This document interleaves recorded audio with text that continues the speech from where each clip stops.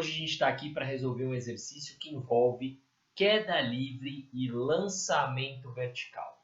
Na verdade, nós vamos ver que não passa de uma mera aplicação do movimento uniformemente variável. Se liga.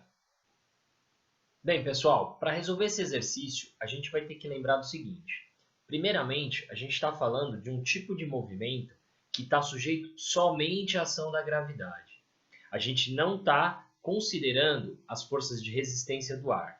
Em geral, essas forças de resistência elas são desprezadas porque elas são muito pequenas ou não são interessantes, né, devido ao formato do objeto que a gente está soltando ou está lançando. Essa força de resistência ela vai ser desprezível.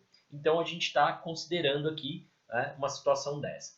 Segunda coisa que a gente tem que pensar é que se está sob ação da gravidade, ou seja, tanto quando eu solto o objeto, quando eu lanço o objeto, seja para cima ou para baixo, ele está sujeito somente então a esse valor da gravidade. E o que significa isso? Significa que tanto quando eu solto, quando eu lanço esse objeto, a velocidade dele vai variar 10 metros por segundo a cada segundo. Ou seja, ela muda de 10 em 10, tanto para mais quanto para menos. Então, sabendo disso, a gente vai ler o exercício e vamos para a resolução. Um atleta salta de um trampolim situado a 6,5 metros do nível da água na piscina, subindo 0,70 metros acima do mesmo e, a partir dessa posição, desce verticalmente. Desprezando a resistência do ar, determine. Bom, ele pede 3 coisas aqui. Então, vamos primeiro analisar o que está acontecendo aqui. Então, notem que esse atleta, ele sai daqui. Então, vou colocar aqui um atleta, dá para perceber. Esse atleta, ele começa a subir verticalmente, atinge uma altura máxima e depois que atinge a altura máxima, aqui, o que acontece com esse cara? Ele começa a descer. Então, ele vai começar aqui a descer. Então, ele vai atingir a altura máxima e aí começa a descer. Tá? Então, a gente pode pensar aqui, por que não, em dividir essa situação em 2 partes. Bom, primeiro, a parte que ele está subindo, que eu vou pintar aqui em azul. Ó. Ele está subindo. Atingiu a parte mais alta, aí agora ele começa a descer. Então, a gente vai pensar que agora essa é a parte da descida. Então, agora a gente já está considerando aqui esse movimento num segundo momento. Tá? Então, a gente está pensando desse jeito. Ó. Ele sobe, chega na altura máxima e começa a descer. Bom, então vamos pensar. Olha, no momento da subida, o que eu posso dizer a respeito dessa situação? No momento da subida, a única força que está agindo contra ele é o peso. Não é isso? Então, ele está indo para cima, mas o peso dele, ou seja, a força gravitacional, está puxando ele para baixo, ou seja, está freando ele. E, mais ainda, posso dizer que está diminuindo a velocidade de 10 em 10 metros por segundo a cada segundo. Então, ele vai subindo, subindo, subindo, chega no valor mais alto. Esse ponto aqui, galera, é muito importante. O ponto mais alto, aqui, ele tem uma característica muito interessante. Qual é essa característica? A característica de que a velocidade aqui é 0 metros por segundo. Então, ele para ali. Então, eu sei que ele parte com uma certa velocidade, mas ele vai diminuindo até chegar a atingir a velocidade 0. Depois, ele vai começar a descer e vai aumentando a velocidade, aumentando a velocidade, aumentando a velocidade. Então, eu estou representando aqui nessa situação e agora eu quero olhar só essa primeira questão, só esse primeiro item. Ele fala que a velocidade, ele quer saber a velocidade com que o atleta salta do trampolim. Então, ele quer saber a velocidade que ele tinha aqui no início. Ó. Então, essa é uma curiosidade. Qual seria a velocidade inicial do atleta? Então, essa é uma curiosidade que a gente vai ter. Então, a gente vai fazer assim, olha.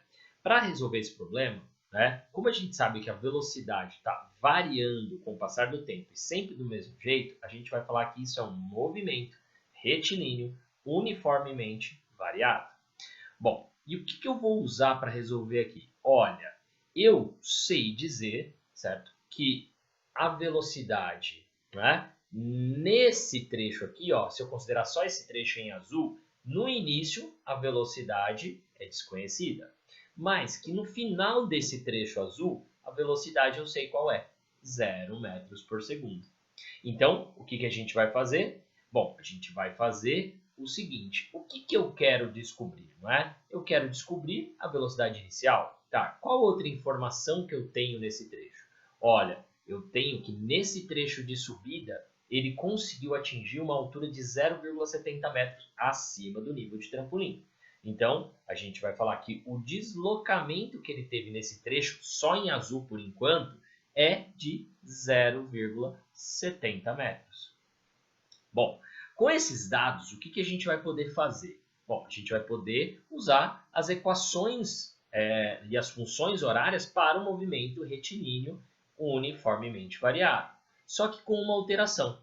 Então, a gente vai pegar aquela equação, podemos falar tanto dessa equação, que é a função horária da velocidade, podemos falar tanto da equação de Torricelli, é isso, olha, todas essas equações são possíveis de serem utilizadas no movimento retilíneo uniformemente variado.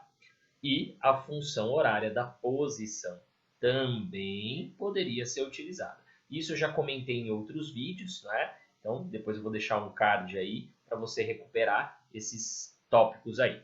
Bom, o fato é que todas essas funções e equações elas são possíveis de serem utilizadas, com uma alteração.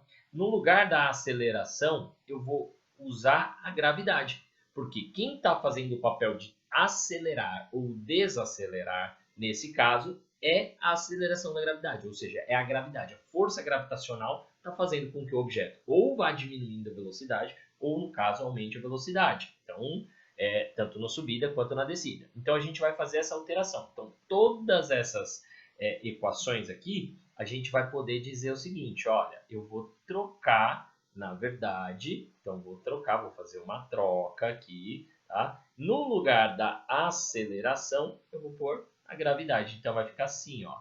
Então, todas as equações idênticas a que nós utilizávamos nos movimentos retilíneos uniformemente variado, só que agora com uma alteração, né?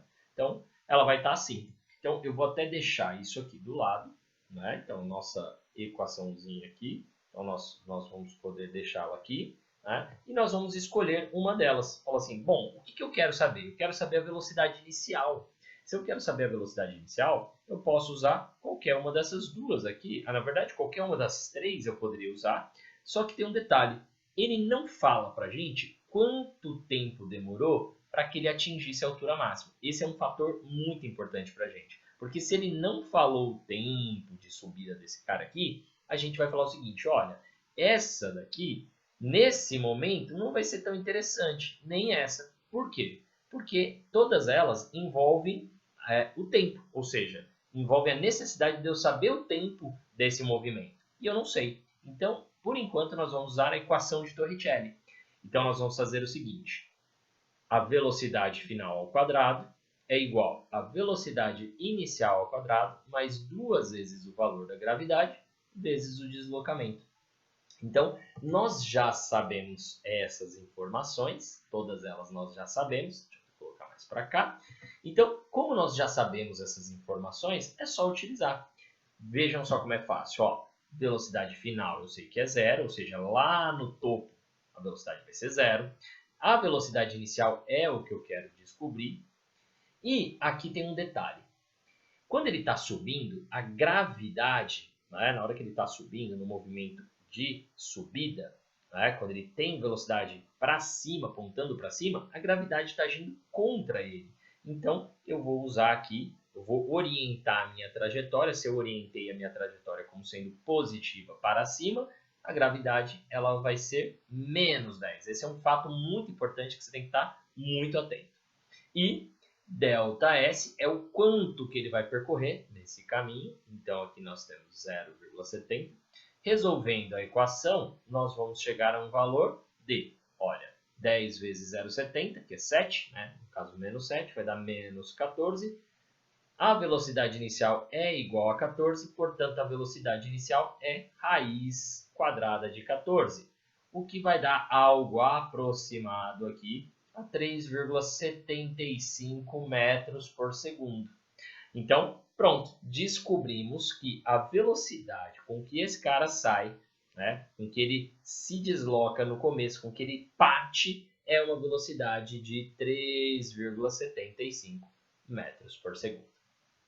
Quanto ao segundo item, ele pede o tempo total de movimento, ou seja, ele quer saber por quanto tempo esse atleta ficou, né, se movimentando até que ele tocasse aqui, né, a água. Bom, então aqui a gente já está falando de um movimento inteiro, não é isso? Bom, existem várias formas de fazer. Você pode fazer em partes, por exemplo, descobrir só o tempo durante a subida, depois só o tempo durante a descida, tá? Mas dá para a gente fazer esse exercício, né, também utilizando, né, a trajetória como um todo. Basta que a gente tenha em mente, olha, se eu considerar o meu referencial, não é isso, ó, se eu apontar o meu referencial, posso apontar o meu referencial para cima aqui, e aí eu posso, né, fazer uma seta, né, lembrando aqui, então deixa eu colocar aqui o meu referencial, eu vou colocar aqui e vou falar, olha, se eu estabeleci que o meu referencial, né, se eu adotar como origem, por exemplo, né, e aí você pode ficar à vontade para escolher qual é a origem que você, né, vai utilizar. Você, obviamente, tem que ser coerente com a sua escolha. Se eu escolhi que aqui, ó, onde é o nível da água, eu chamar de 0, obviamente o nível do trampolim aqui seria 6,5 metros. E se eu falar então o nível, a altura máxima com que esse cara chegou aqui, para isso eu teria que somar mais 70 centímetros, então daria aqui 7,20 metros. Então, essa seria a posição mais alta que ele chegou. Bom, e o que eu vou usar para resolver esse problema? Eu vou usar a função horária da posição.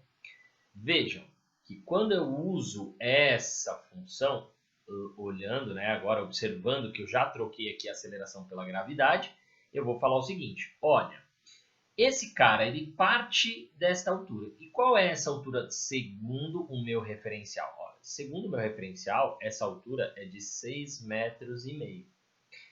E com que velocidade que ele parte, né? Com que velocidade que esse cara aqui vai partir? Olha, a gente descobriu no item anterior que a velocidade com que ele parte é positiva para cima de 3,75.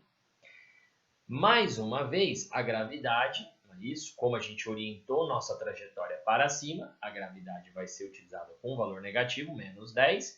Isso a gente vai ter aqui, então. Agora, eu quero saber, né, notem que eu substituí, eu quero saber o tempo que ele demora para chegar aqui, ó, nesta posição. Então, ele parte, posição inicial 6,5, mas eu quero saber quando que ele vai passar por essa posição, que é a posição 0, não é?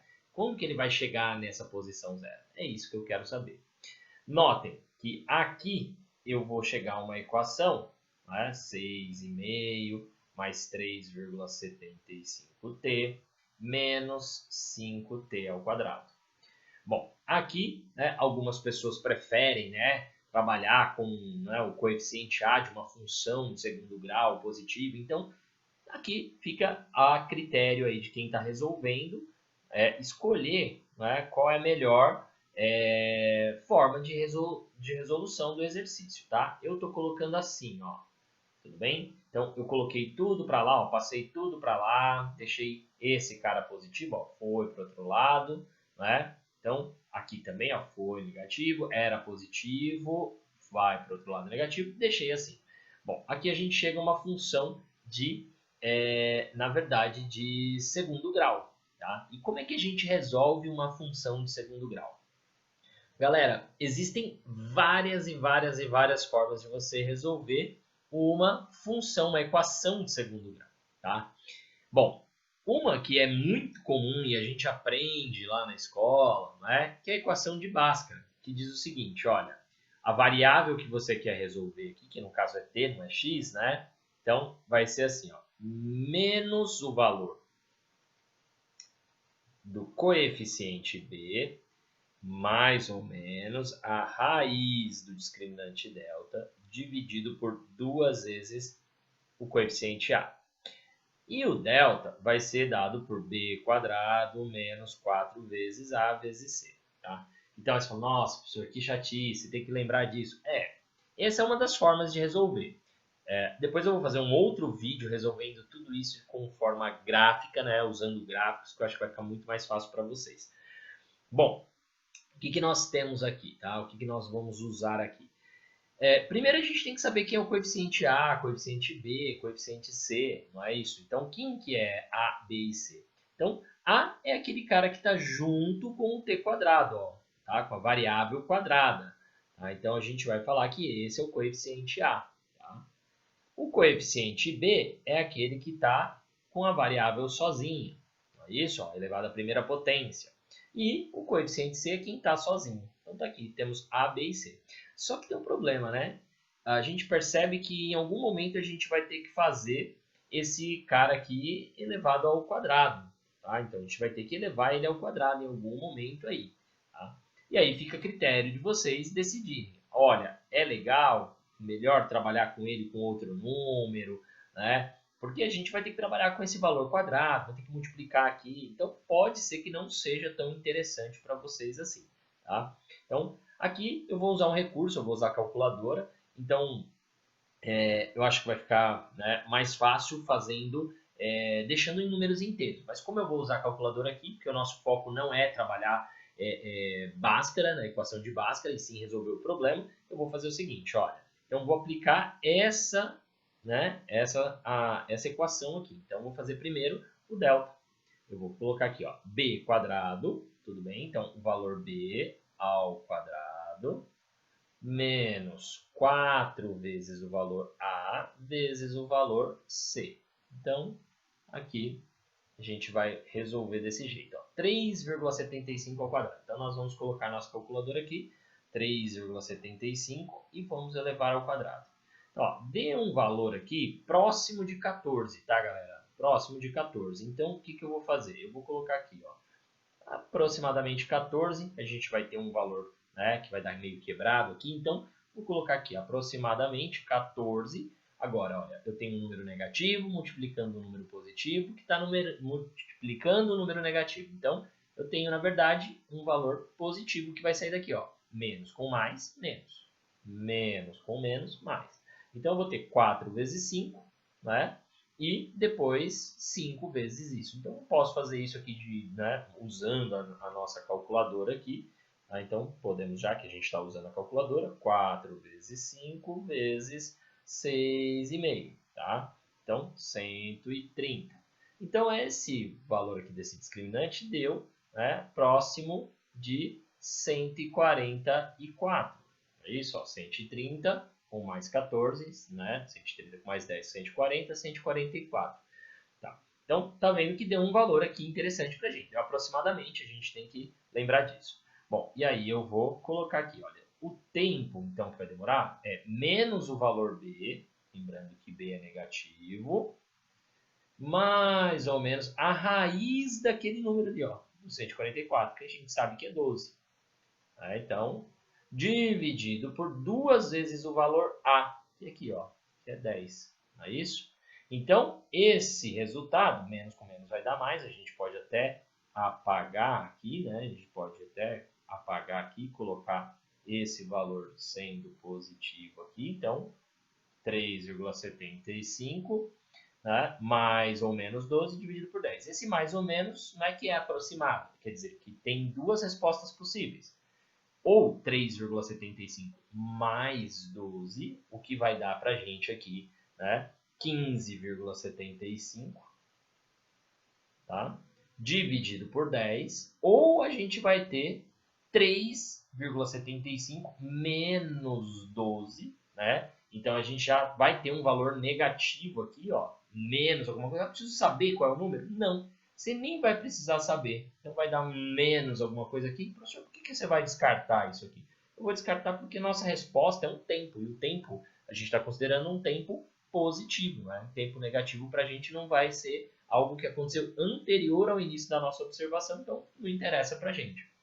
Então, temos aqui a solução. Olha, o tempo total de queda, então, vai ser isso aqui, ó, aproximadamente, né? Ó, isso aqui dividido por 10, essa vírgula vai para cá, né? 1,57, né? 1, aqui, segundos, não é isso? Aproximadamente ali quase 1,58, né? Então aproximadamente aqui, tá? Então pode até colocar entre 1,5 e 1,6 segundos, tá? Então a gente pode fazer isso aqui. Então nós já temos essa, né? Essa conta aqui, nós já sabemos que esse é o tempo total de queda dele, né? De queda não, né? Tanto de subida quanto de descida, o tempo total de voo ali, né? Que ele ficou em movimento. E tá aí, o item B resolvido. Então, 1,575 segundos. Para resolver o item C, a gente vai falar o seguinte, olha, a velocidade do atleta ao atingir a superfície da água, bom, então nós podemos também fazer uma equação. Olha, essa equação, é isso?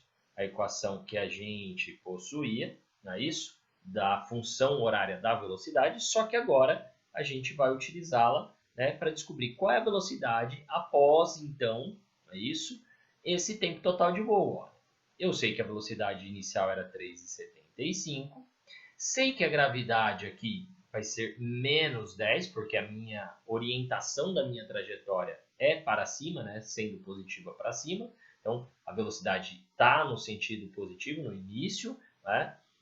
Mas a gravidade sempre agindo contrária, né? Então, contrária a esse sistema que eu adotei aqui, né, de trajetória. Então, vezes o tempo. E qual é o tempo total? O tempo total, 1,575 segundos. Então, nós vamos ter aqui 3,75 menos, bom, vamos passar aqui, 15,75. Não é isso? Menos 15,75.